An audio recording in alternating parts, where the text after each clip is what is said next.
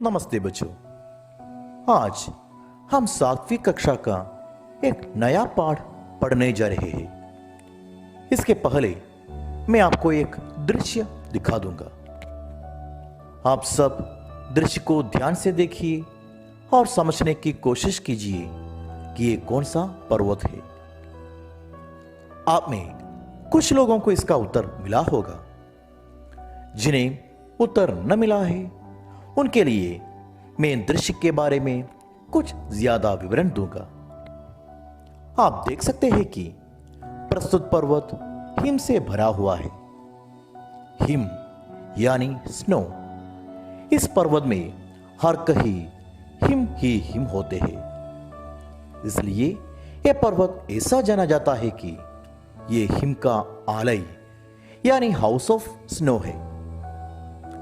अब शायद आप समझ गए होंगे कि आप अब हिमालय पर्वत का दृश्य देख रहे हैं।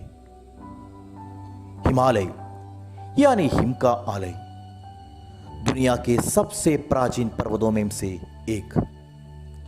क्या आप जानते हैं कि यह किस महाद्वीप यानी कॉन्टिनेंट में स्थित है? हाँ, यह पर्वत एशियन महाद्वीप में स्थित है।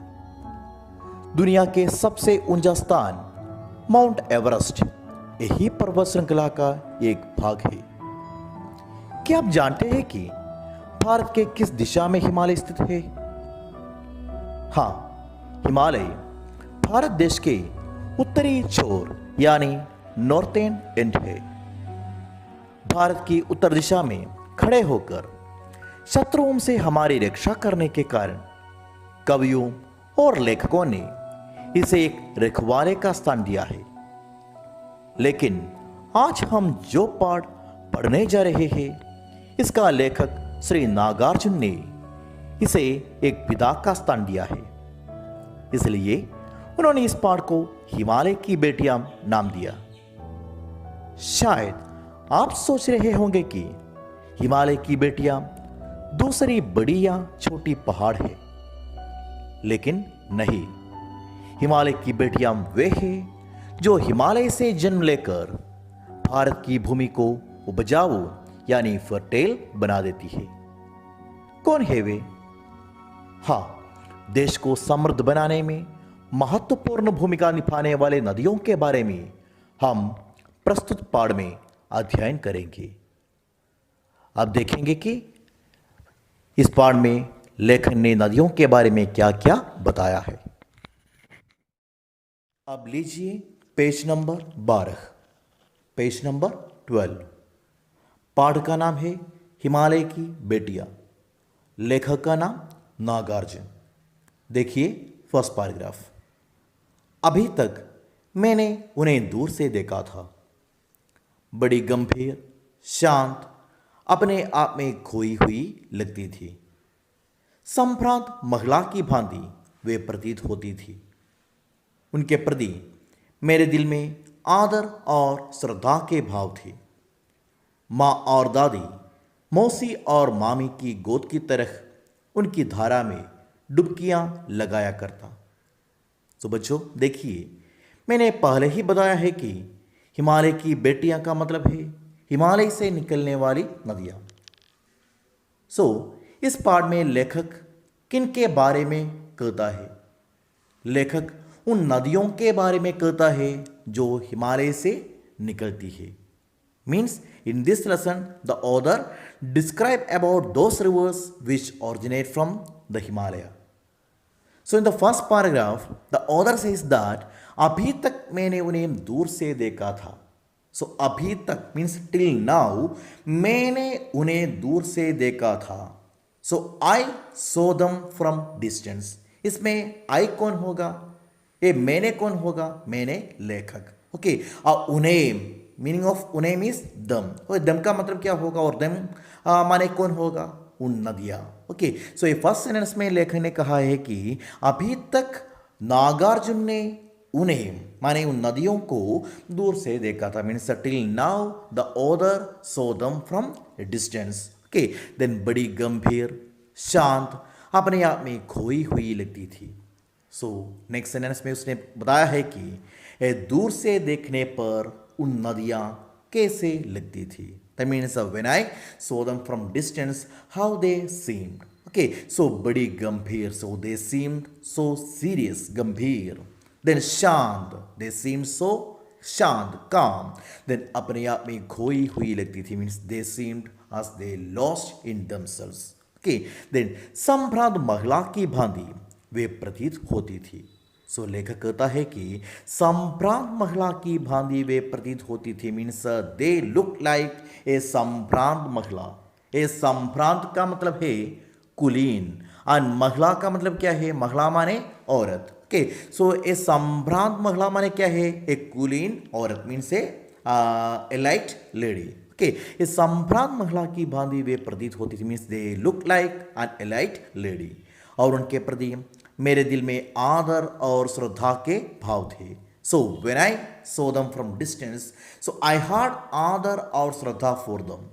Adar, I had respect. Then Shraddha, I had reverence. Okay, so whenever I saw them from a distance, whenever they looked like an elite lady, then I had respect and reverence for them.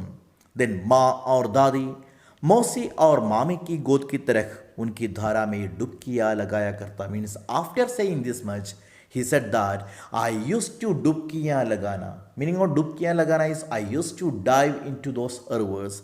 And whenever I used to dive into the river, I was getting such a feeling that I'm spending my childhood on the god of my mother. What is the meaning of god? Meaning of god means lap. Okay, so I'm spending my childhood on the lap of my mother or my dadi. What is dadi? My grandma.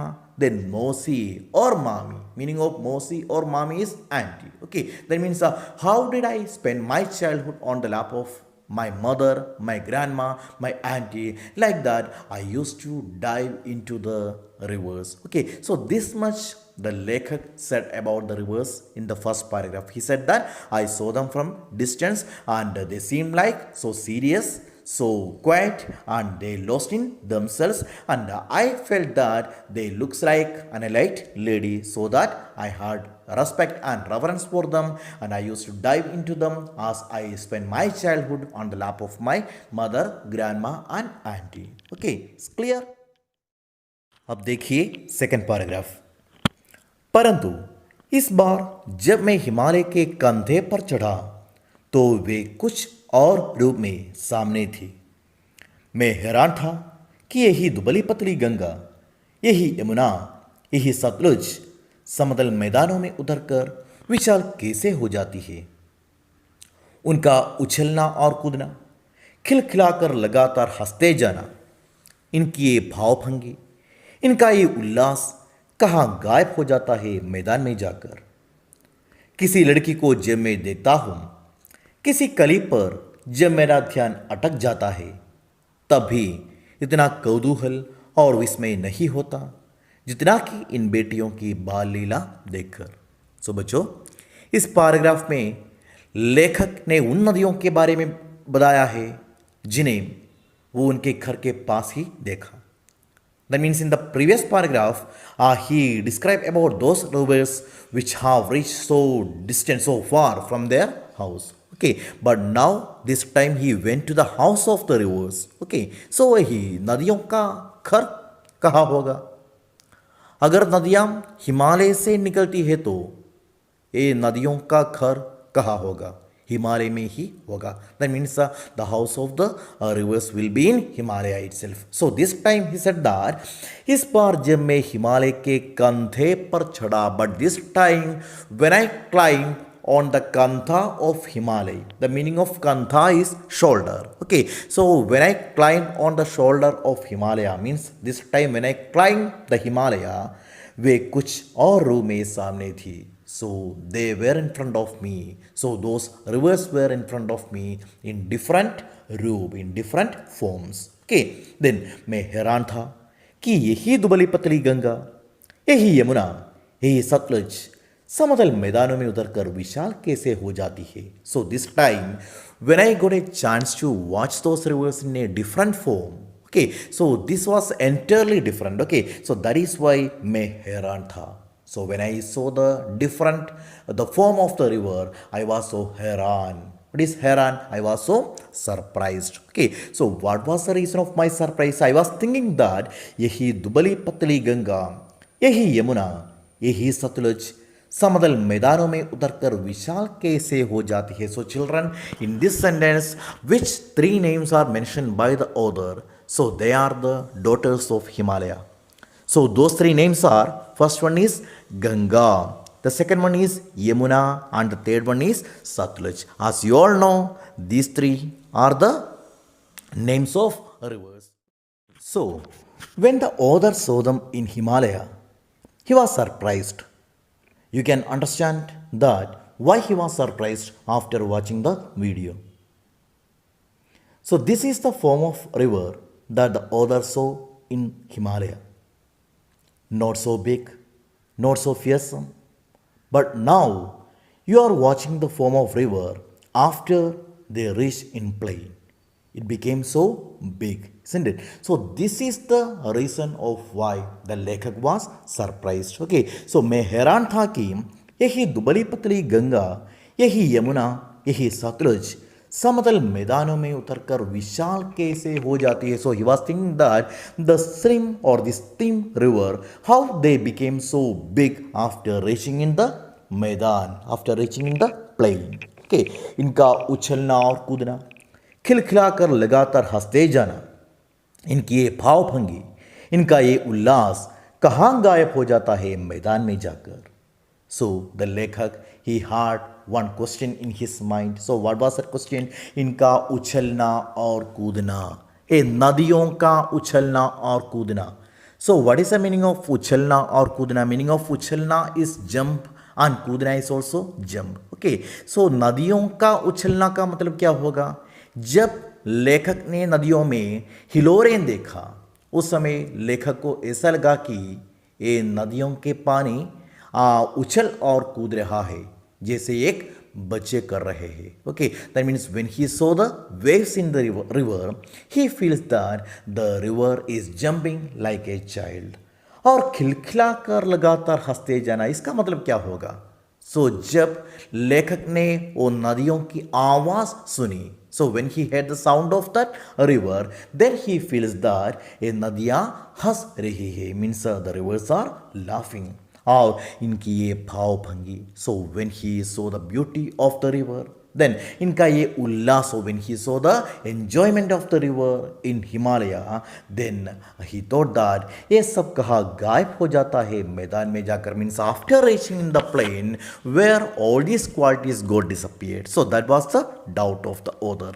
Then किसी लड़की को जब मैं देखता हूँ, किसी कली पर जब मेरा ध्यान अटक जाता है, तभी इतना कौतूहल और विस्मय नहीं होता जितना कि इन बेटियों की बाल लीला देखकर. Means after saying this much, now the author says that when I saw those rivers in Himalaya, then I had lot of questions in my mind, I had lot of curiosity, I had lot of surprise. Okay, so I did not have that much surprise when I see a girl or when my attention gets stuck on a bird.